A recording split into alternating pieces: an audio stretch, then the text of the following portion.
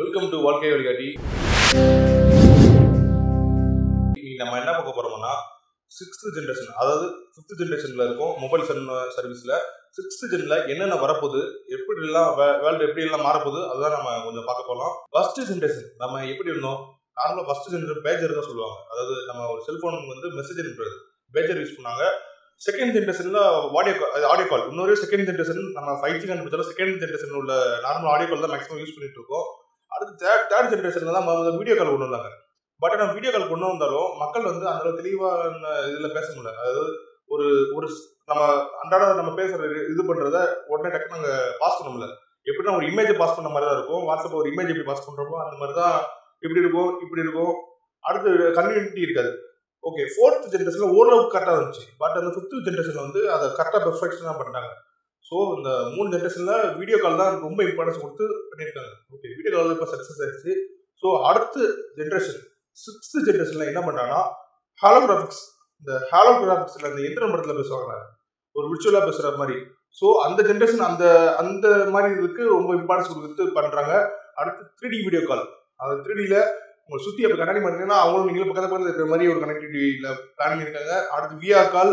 So உங்களை சுற்றி 360 டிகிரிலையும் plan பண்ணியிருக்காங்க. ஸோ யார் இந்த 6th ஜென்ரேஷன் ஃபஸ்ட்டு இம்ப்ளிமெண்ட் பண்ணுறாங்கன்னு தெரியல. ஆனால் கண்டிப்பாக அந்த 3 கண்டிப்பாக டார்கெட் பண்ணுறாங்க.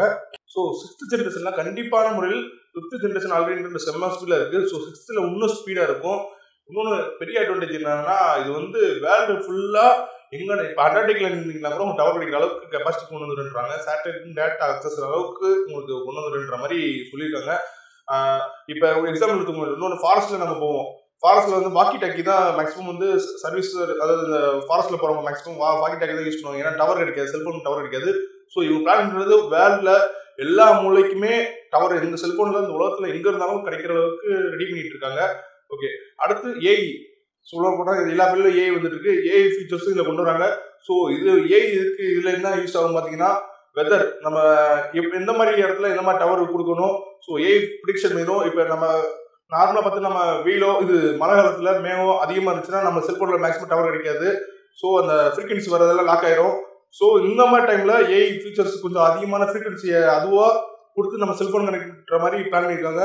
இந்த 6th ஜென்ரேஷன் வரதுக்கு மக்கள் ரொம்ப ஆவலாக இருக்காங்க. ஸோ இதை ஏகப்பட்ட கம்பெனிஸ் போட்டு பண்ணிட்டு இருக்காங்க. இந்தியன் கவர்மெண்ட் என்ன சொன்னாங்கன்னா 6th ஜென்ரேஷன் வேலை நான் தான் ஃபர்ஸ்ட் இம்ப்ளிமெண்ட் பண்ணுன்ற ஒரு ஓப்பன் டாக் கொடுத்துருக்காங்க. ஸோ அதை பண்ணுவாங்களே சொல்லிட்டு வெயிட் பண்ணி தான் பார்க்கணும். ஓகே, இந்த மாதிரி வித்தியாசமான நியூஸ் தெரிஞ்சுக்க வாழ்க்கை சேனலை சப்ஸ்கிரைப் பண்ணுங்க.